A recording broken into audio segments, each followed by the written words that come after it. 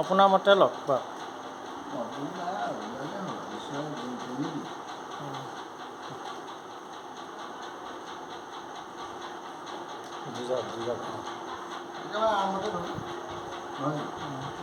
আৰম্ভণিটো দ্বিতীয়টো ধৰক নেকি বাৰু?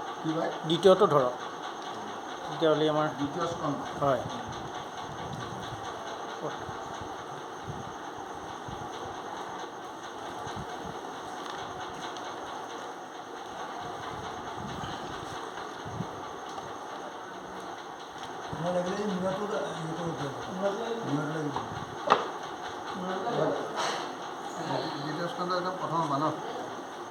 বাছি লওক যিটো সুবিধা পায়।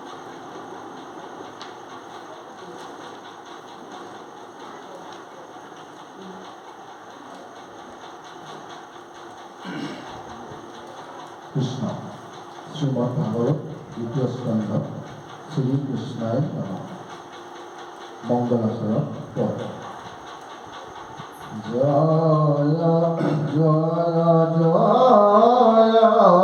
কৃষ্ণ যার স্মরণ মঙ্গল জাগ যোগাদিরু হরি নাম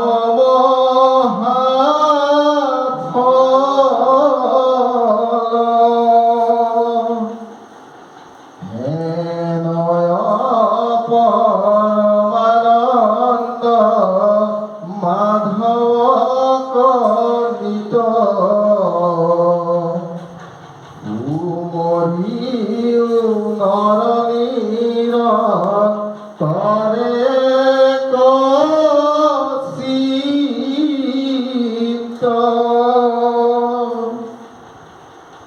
কৃষ্ণ কথায় অমৃত পীয়ুষাৱধানে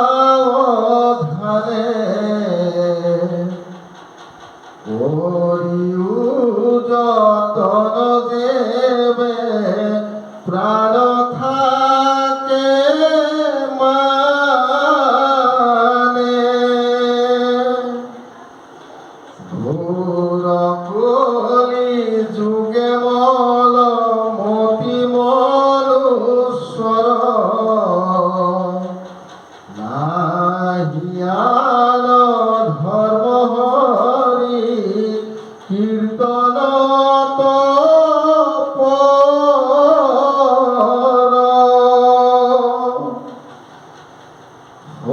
শৰীৰত আছে কলি কৃত যত দুখ দুচুক প্ৰথমে কৰা হৰি হৰি ঘোষ কৃষ্ণৰ চৰণে কৰি অশেষ প্ৰণতি অসুদৰ কিংকৰ শংকৰণী গতি কৃষ্ণ মংগলাচৰণ মংগল যুগ আচৰণ আচৰণ মংগল আচৰণ দুইটা যোগ কৰি দিয়াৰ লগে লগে মংগল আচৰণ আছে যিকোনো এটা শুভ কাৰ্য কৰাৰ আগত আমি যি মংগল আচৰণ আজি এটা ভকত বৈষ্ণৱ আহিছে ভকত বৈষ্ণৱক আদৰি আনিছে ধৰি লোৱাৰ ব্যৱস্থা কৰিছে সেইটো মংগল আচৰণ ঠিক তেনেদৰে এই পুথিভাগী লেখাৰ প্ৰাক মুহূৰ্তত বা দ্বিতীয় স্কন্ধ আৰম্ভণিৰ প্ৰাক মুহূৰ্তত লেখকে মংগল আচৰণ প্ৰত্যেকটো স্কন্ধত মংগল আচৰণ কৰিছে মানে আমি যিকোনো শুভ কৰ্ম যিকোনো কৰ্ম কৰাৰ প্ৰাক মুহূৰ্তত আমি মংগল আচৰণ কৰিব লাগিব আমি সেয়ে আমি এগৰাকী ভকত যেতিয়া আমি দেখোঁ প্ৰথম আমাৰ কথাটোৱে হ'ল কৃষ্ণ আমি কৃষ্ণ শব্দৰে তেওঁক সম্বোধন কৰোঁ কৃষ্ণ বুলি আমি কোৱাৰ লগে লগে তেওঁ আমাক প্ৰতি কৃষ্ণ সিফালৰ পৰা আমাক দিয়ে গতিকে কথা হৈছে আমি মংগল আচৰণেৰে আজি অনুষ্ঠানভাগ আৰম্ভ হৈছে এতিয়া প্ৰথম জয় জয় কৃষ্ণ যাৰ স্মৰণ মংগল যিগৰাকী কৃষ্ণ ভগৱন্ত স্মৰণ কৰা হয় আৰু কৰিলে মংগল হয় বুলি ভাগৱতে সিদ্ধান্ত দিছে আৰম্ভ জাগ যোগাদি হৰি নাম মহাফল যত জাগ যোগাদি যিমান যত আছে সমস্ত আমি লাইন আমাৰ ভাগৱতৰ পদে যি কৈছে পদৰ মতে আমি যাবলৈ চেষ্টা কৰিম আৰু বহুত বিশদভাৱে আমি যদি দলে নুশুনাই আমি খুব সাধাৰণভাৱে কথাখিনি আলোচনা কৰাৰ চিন্তা কৰিম যাতে আমি খুব সহজভাৱে কথাখিনি গ্ৰহণ কৰিব পাৰোঁ তাৰ আমি চেষ্টা কৰিম গতিকে জাক যোগাদিলো হৰি নাম মহাফল সকলোৰ শ্ৰেষ্ঠ হৰি নামৰ ফল বুলি কৈছে সেয়া আমি সকলোৱে জানো আমাৰ যিমানবিলাক ভাগৱতৰ যে ব্যাখ্যাকাৰক আৰু অসত্য আছে সকলোৱে এই কথাখিনি আমাক সুন্দৰভাৱে সকলোৱে বুজাই দিছে আৰু আমি গম পাইছোঁ যাৰ বাবে আমি মহাপুৰুষ শ্ৰীমন্ত শংকৰদেৱ গুৰুজনাই প্ৰচাৰ কৰা এক শৰণ হৰিনাম ধৰ্ম আমি অৱলম্বন কৰিছোঁ আমি গ্ৰহণ কৰিছোঁ সেই শৰণ আমি ভগৱন্ত শ্ৰীকৃষ্ণৰ চৰণত আমি আশ্ৰয় ল'ব বিচাৰিছোঁ তাৰ মাধ্যমেৰে গুৰুজনাৰ মাধ্যমেৰে গতিকে এইটো সিদ্ধান্ত যে জাক যোগাদিৰ সকলো উত্তম শ্ৰেষ্ঠ হৰিনাম বুলি কৈছে সেইটো ইয়াতে পুনৰবাৰ আমাক দোহৰাই দিছে এই একেখিনি কথাকে ভাগৱত শাস্ত্ৰভাগত আৰম্ভণিৰ পৰা শেষলৈকে কেইটামান কথা মাত্ৰ। সেই কেইটামান কথা আমাৰ বিভিন্ন আখ্যান, বিভিন্ন কাহিনী, বিভিন্ন কথাৰ মাজেৰে আমাক একেখিনি কথাই পঢ়াইছে আৰু সেই পঢ়াই থকা কথাখিনি কিন্তু আমি আচৰণলৈকে ননাকৈ আমাৰ সকলোকে ডাঙৰ ভুল হৈছে। আমি আজি শুনিছোঁ বাপজনে আমাক সুন্দৰকৈ এটা পৰিৱেশৰ সৃষ্টি কৰি দিছে ইয়াত। তাতে কেইজনমান ভকত আমন্ত্ৰণ কৰিছে আৰু সেই ভকতসকলক আমন্ত্ৰণ কৰা বৈকুণ্ঠ কল্পতৰু মহাভাগৱত শাস্ত্ৰভাগী তেখেতে চৈতন্য কৰাৰ এটা সুবিধা দিছে আৰু সেই সুবিধা যি সুবিধা দিছে তেখেতেতো তাৰ ফল পাইছেই আৰু লগে লগে আমি সকলোৱে এইখিনি পাইছোঁ। কিন্তু শেষত কি হ'ব? আমি যাবৰ সময়ত এই কথাখিনি আমি পাহৰি যাওঁ। আজি এই গৃহভাগ বা এই ভূমিভাগ আজি বৈকুণ্ঠপুৰীলৈ পৰ্যবসিত হৈছে। ভকতৰ পদধূলা পৰিছে, ইয়াত সাধুৰ সংগ হৈছে, হৰিৰ গুণানুকীৰ্তন হৈছে আৰু হৰিৰ গুণানুকীৰ্তন যলৈকে থাকিব, যিমান দূৰলৈকে যাব, হৰি কীৰ্তনৰ তাপ লাগি পলাই পাপৰ বাহু পিঠে লাগি। যিমান দূৰলৈকে হৰি কীৰ্তন গৈ থাকিব, যোনে শ্ৰৱণ কৰি থাকিব, সিমান দূৰলৈকে পাপ নাশ হৈ গৈ থাকিব বুলি কৈছে। এতিয়া আমাৰ কথাটো হৈছে যে পাপটো ক'ত হয়? পাপটো ক'ত হয়? মানুহ মাত্ৰে ভুল হ'বই, মানুহ মাত্ৰে শুদ্ধ কৰিব পৰাটোৱে মানুহৰ নিয়ম বুলি কৈছে। এতিয়া পাপ হয় আমাৰ মনত। আমি যিমানখিনি বুজি পাইছোঁ, পাপ হয় আমাৰ মনত।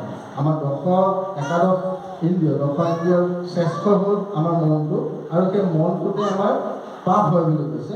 আৰু সেই মনৰ পাপখিনি আমি দূৰ কৰিবলৈ হৰি গুণানুকীৰ্তন কৰিব লাগে বুলি আমাক শাস্ত্ৰই বিধান দিছে। এতিয়া কথা হৈছে, আমাৰ নামঘোষাত সুন্দৰকৈ কৈছে মাধৱ পুৰুষে, কি বুলি কৈছে যে অৱক্ত ঈশ্বৰ হৰি কিমতে পুজিবা কাণ্ড ব্যাপকতা কিবা বিসৰ্জন এটা অন্তমূৰ্তি শূন্য কেনমতে চিন্তি বাহা ৰাম বুলি শুদ্ধ কৰা হয়। মনটো শুদ্ধ কৰিব লাগিছে, মানে পাপ মুক্ত কৰিবলৈ দিছে কিহৰ দ্বাৰা? ৰাম শব্দৰ দ্বাৰা, হয়নে? বা ভগৱন্তৰ গুণানুকীৰ্তনৰ জৰিয়তে। এতিয়া আমি ইয়াতে ভকত বৈষ্ণৱ সমস্তই, মই আমাৰ ব্যক্তিগত কথাটোহে কৈছোঁ দেই, আপোনালোকক তেনেকুৱা নহয়। আমি ইয়াত বহি থকা সময়খিনিত সুন্দৰভাৱে হৰিৰ গুণানুকীৰ্তন কৰিছোঁ আৰু আমাক এতিয়া মায়াই ক্ৰিয়া কৰিব পৰা নাই। আমাৰ গৃহত কি হৈ আছে? আমাৰ ধনৰ চিন্তা, ঘৰৰ চিন্তা, বাকী যি বৈষয়িক চিন্তা, এই বৈষয়িক চিন্তাবিলাকৰ পৰা দূৰত বহি এতিয়া আমি হৰিৰ গুণানুকীৰ্তন কৰিছোঁ। যদি মই প্ৰকৃততে ইয়াত আছোঁ, ইয়াত যদি আমি প্ৰকৃততে থাকিব পাৰিছোঁ, তেতিয়াহ'লে আমি মায়াৰ পৰা দূৰত আছোঁ। আৰু ইয়াতে যদি বহি মনটো যদি আমি ঘৰত লগাই ৰাখিছোঁ, তেতিয়াহ'লে আমি বুজিব লাগিব যে আমি ইয়াত নাই। আমাৰ ইয়াত খবৰটোহে আছে, আমাৰ কাইটোহে আছে ইয়াত, আৰু আমাৰ মনটো আছে ঘৰত বা বিষয়ত লাগি আছে। নে গুচি আহিলোঁ, গৰুকেইটা বান্ধিবলৈ থাকিল, ইয়ালৈকে আহিলোঁ, মোৰ আলহী এজন অহাৰ কথা আছিল বা মোৰ ঘৰত কিবা এটা বিশেষ এৰাব নোৱাৰা ৰেখা আছিল, তেতিয়াহ'লে আমি বুজি ল'ব লাগিব যে আমি ইয়াত নাই। আমাৰ ইয়াত কাইটোহে আছে, মনটো আছে আমাৰ তাত। আৰু আমাক এইফালে কি বুলি কৈছে যে কায়ৰ মানৰ বাইককে আমি হৰিৰ আশ্ৰয় ল'বলৈ কৈছে, নহয় জানো? আমি শৰণ গ্ৰহণ কৰাৰ সময়তে আমাক কোৱা হৈছে, আমি শপত গ্ৰহণ কৰিছোঁ।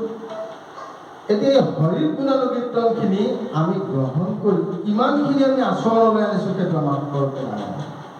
আমি ইয়াতে গাইছোঁ সুন্দৰকৈ, ঘোষা গ্ৰহণ কৰিলোঁ। আজি আমি ঘোষা বাপ এজনে বাপে আমাৰ আবাহন সেৱা ভাগ ইয়াতে ধৰিলে, তাতে সুন্দৰকৈ গাইছে। মই দুৰাচাৰ গাইছিলে নেকি? মই দুৰাচাৰ কেৱলে তোমাৰ অপৰাধীনাৰায়ণ সমী উপহৰি লৈ দাস কৰি পক্ষী লৈ ৰাখা। নিজকে আমি ঘোষাভাগৰ জৰিয়তে দুৰাচাৰ বুলি কৈ, আমি দুৰাচাৰ বুলি কৈছোঁ। ঘোষাত আমি আমাৰ শব্দ ব্ৰহ্ম মুখৰ বাহিৰ হৈ গৈছোঁ। আমি ঘোষা বা মুখস্থ কৰিছোঁ আৰু সেই মুখস্থকে আমি গাইছোঁ, কিন্তু ঘোষাভাগে প্ৰকৃততে কি কৈছে? ঘোষাভাগৰ অৰ্থটো কি?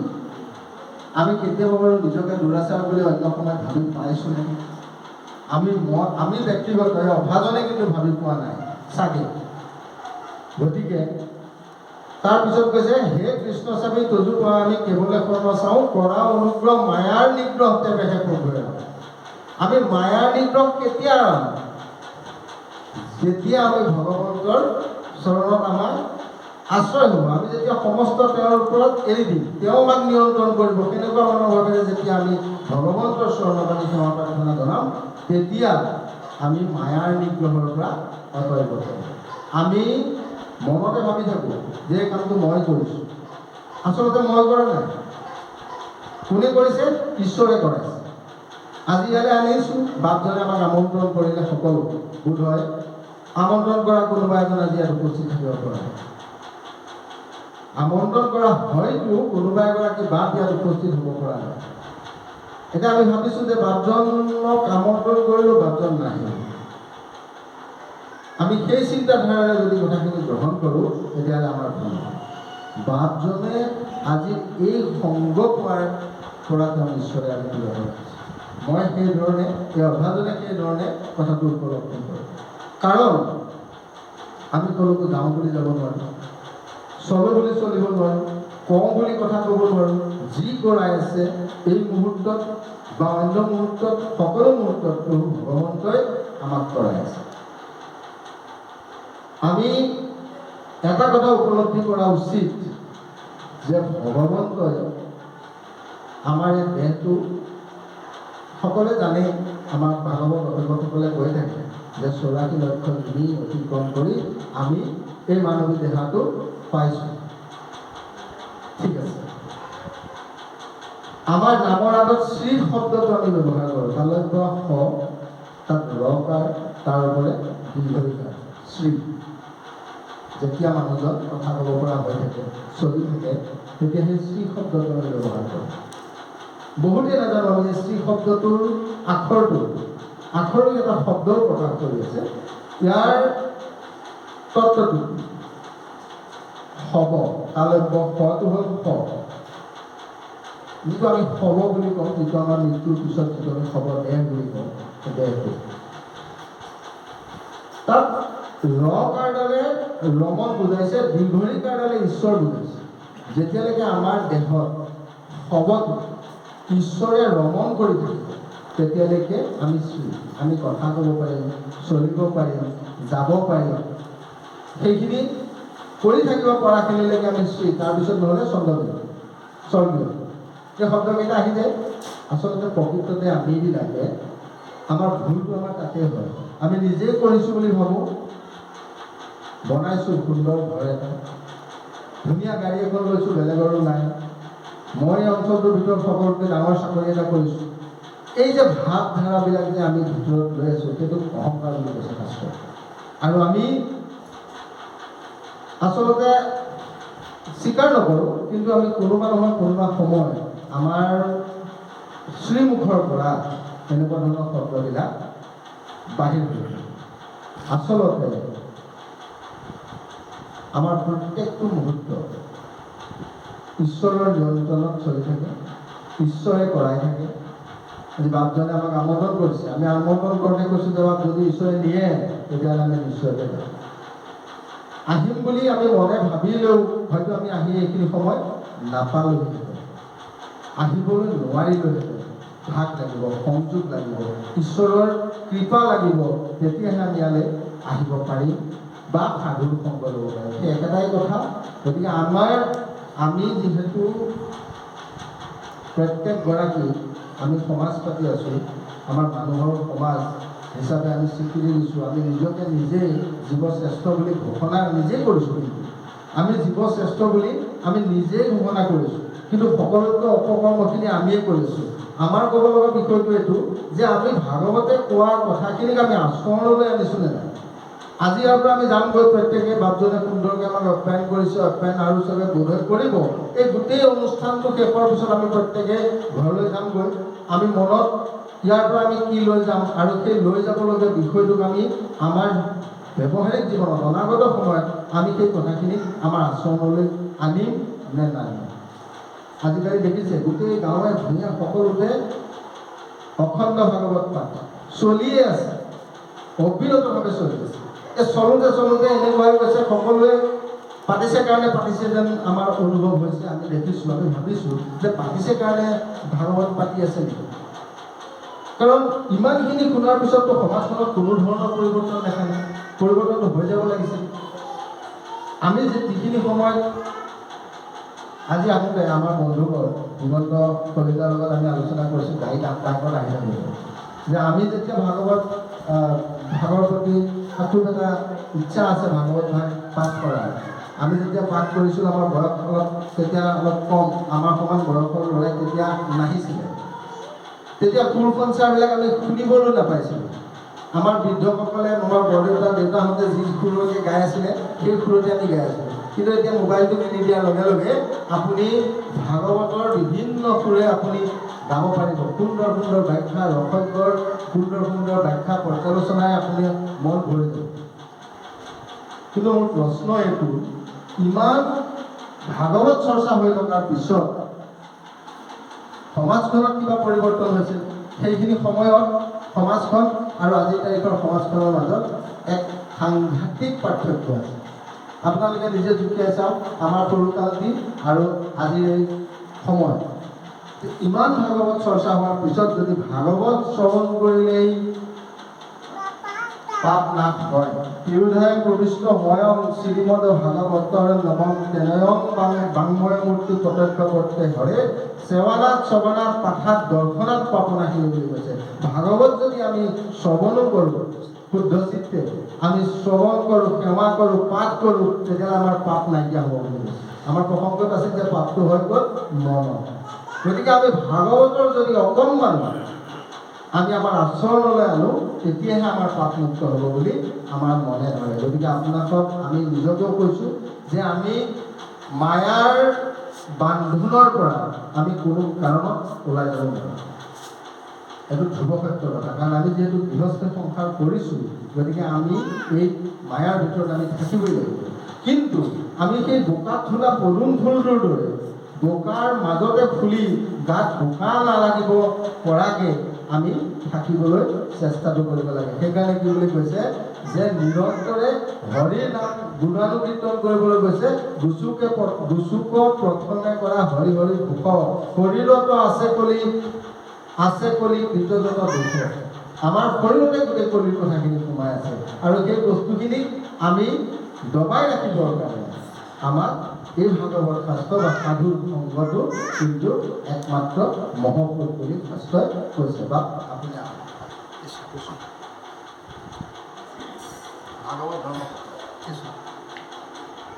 ভাগৱত ধৰ্ম কথা এৰাম দ্বিতীয় স্কন্ধৰ কথা শুনিও উৎসুকে, নৃপতিৰ প্ৰশ্ন পাছে শুনি মুনি ফুকে। কৃষ্ণপদ পংকজক হৃদয়ত ধৰি, দিলন্ত সিদ্ধান্ত তাংক সাধুৰ বাদ কৰি। ধন্য নৰ প্ৰতিমতি উত্তম তোমাৰ, কুশিলাহ যিটো কথা সংসাৰতে সাৰ। মুখ্যৰ সাধন এইটো জগতৰে হিত, লভিলা মুকুতি যিটো তাহাৰ বাঞ্ছিত। এনাহি জ্ঞান যাৰ জাতি ধৰ্ম মাত্ৰ কৰে, নিতে বলি বিশ্ব পঞ্চ যজ্ঞ কয়াচৰে। তাহাৰ শ্ৰোতব্য কথাই আছে অসংখ্যাত, হৰি বিমুখৰ হৈ ব্যৰ্থে আয়ু পাত। দিন হইলে ধন কুটুম বৰ চিন্তা কৰোঁ, নিদ্ৰা স্ত্ৰী আলাপে ৰাত্ৰি আয়ু হৰণ। মিছা বিষয়ক মাত্ৰ কৰৈ অভিলাষ, নাশ সিহেতু নেদেখৈ নৰে আপোনা বিনাশ কেহেন জানি যাৰ ইচ্ছা মুখ্য কহাৰ বাধা পৰীক্ষিত তেৱে শুনি কৃষ্ণ কথা হে ৰাম দিবে চিত্ত কৃষ্ণ গুণ নাম কীৰ্তনত কৃষ্ণ ৰেখে পাদ পদ্ম স্মৰিবে মনত হে নাৰায়ণ স্মৰণেহে পৰম